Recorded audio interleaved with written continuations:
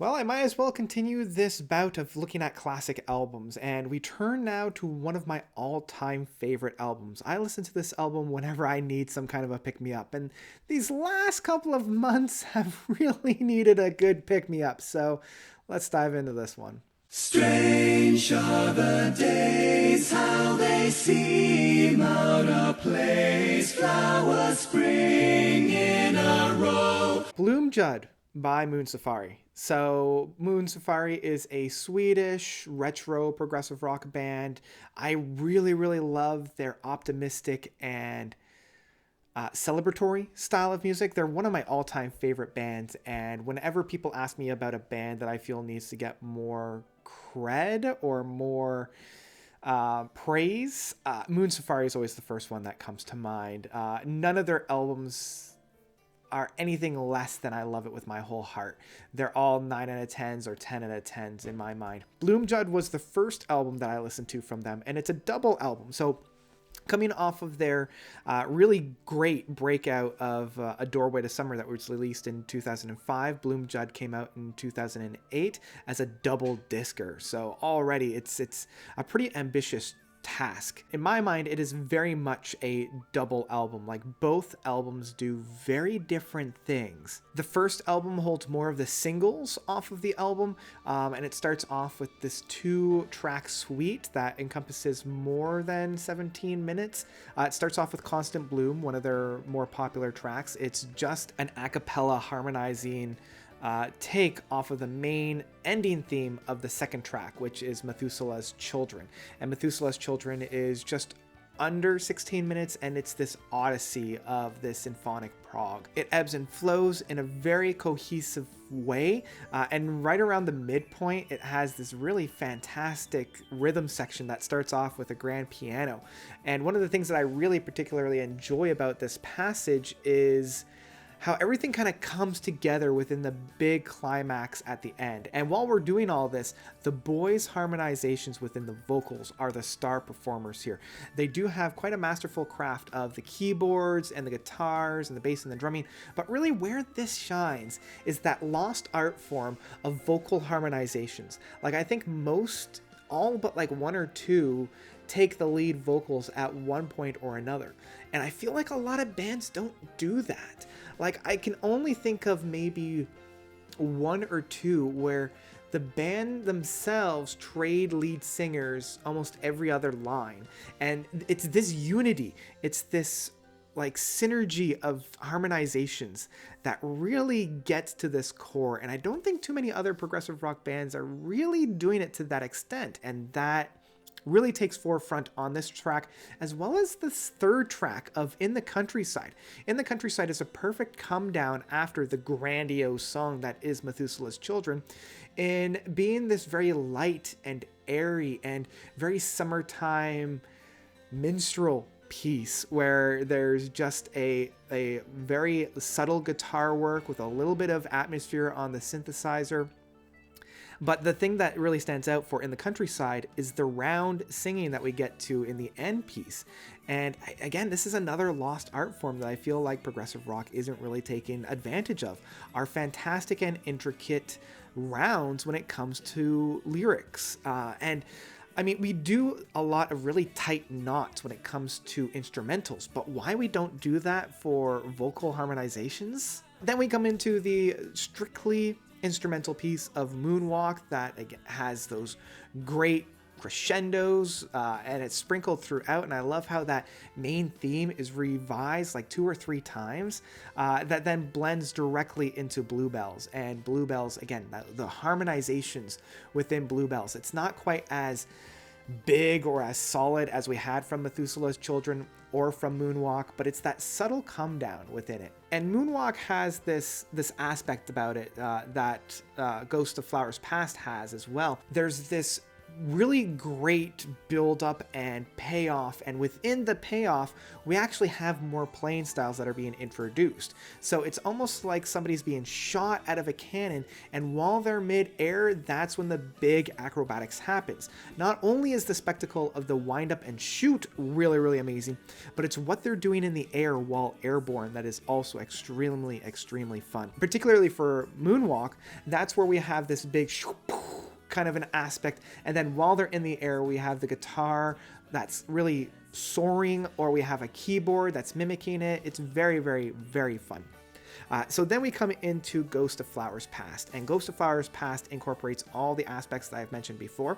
The one thing that I do particularly love about Ghost of Flowers Past is this technique, this style that they use near the midpoint, where they come into a aspect of the song and they have the drums, they have the bass, and they have the rhythm section really nailed down, and then the main part is a dual hook. It's a dual line that's coming through that harmonizes within and around one another, and usually that's taking the form of a guitar harmonizing with the keyboards, and they're both playing the lead instrument in that sense. And what I like is that the one comes up, then takes a step back, and the other one comes up and takes a step back, and then that sequence is mimicked with a lyric and a vocal styling. And again, we have the front and center person coming up and then taking a step back, and then the other note sequence stepping up and then taking a step back. And the way that that's interwoven among one another is just superb, and it complements each one. No one is able to outshine one another. It lifts both aspects of those pieces higher up to create this overall beautiful whole. And it ends the first disc with this big crescendo. Like it's just like it's finally realized and it's finally all right. Beautiful. I love the first disc. The first disc in and of itself is absolutely perfect. There's no point on the first disc that is in any way, shape, or form a misstep. Like it is a perfect piece of music. Then we come into the second disc, and the second disc isn't quite as pristine or perfect, but it still is a darling. This one has smaller moments that are kind of wrapped around a gigantic moment of about a half hour worth of music, which is the other half of the sky. It does open up with Yazgur's Farm. I think it's Yazgur's Farm. I think that's how they pronounce it. Which is an 8-minute standard prog piece. It's fun. It feels like a lot of things that they were doing on their first disc of A Doorway to Summer. It does feel a little bit kind of run-of-the-mill at this point, though. And then we have that really fun track. It's a smaller piece, and that style that we'll have, this is the second track off of the second album of Lady of the Woodlands. This is feeling a little bit more of songs that they'll reproduce from Lover's End. I feel like this is kind of where they're going with a tighter, smaller, maybe more radio-friendly, more accessible piece. And then we have also The Tale of Three and Tree. It's a smaller track, it's fine. And the final piece of To Sail Beyond the Sunset, this is the 5-minute piece that comes out after the other half of the sky. It's just a ditty on the keyboards and piano that just finally ends it all off and just kind of puts the final punctuation off of the album. Where the second album really does shine, though, outside of Yazgur's Farm, is the other half of the sky. I do appreciate that even though this is like a half hour worth of music, it never feels that long. It never feels overblown. It never feels like it's overstaying its welcome. It never feels like it's taking too long in a certain parts. There are a few moments that don't quite match the length that I think it's trying to be, but I think the big crescendo that we have at the end of the track does justify the length of the track, and that's something that a song that is 30 plus minutes doesn't necessarily all that capture, especially with so many tracks in and around this time, like the late 2000s, early 2010s, that were doing this, that were putting out tracks that were into like the half-hour mark. The one drawback that I feel, I don't know if it quite worked, was a lot of the spoken word aspect, especially when we got with like President Clinton's I Did Not Have Sex with That Woman. I feel like that was maybe a little bit of a misstep. I feel like, I don't know, it was a little... don't want to say cringe, but like that's a technique that's been overdone, it's been overused. And I don't know if it really quite fit this aspect, because this track does have one of the few darker moments within the overall discography of Moon Safari. Like it feels very much like Supper's Ready in the final part where it's starting to build itself up. And I don't know if it quite worked. Like it definitely worked in terms of building the song up, but I don't know if that spoken word aspect of it really worked. I wonder if they could find other things that they could do within that time frame. So in my mind, how I kind of look at Blomljud from Moon Safari, we have the first disc, which is really the album. That first disc is really the actual album proper. The second disc is kind of the bonus features for me. I feel like Yasgur's Farm and Other Half of the Sky are these two really meaty, really great prog pieces, and then the songs that kind of filled out that were just that. They were kind of filler. They didn't know what else to put there.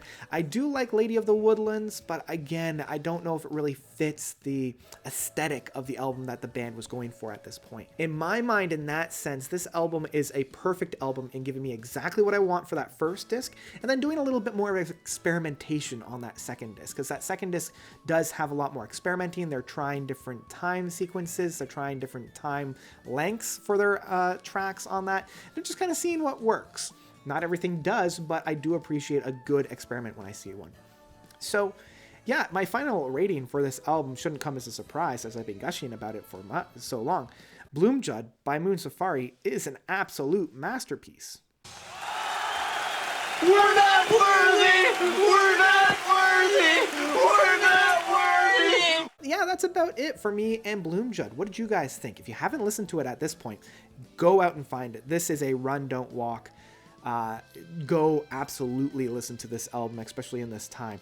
You won't be disappointed. And if you have listened to it, what did you think? Let me know of your own thoughts by commenting down below.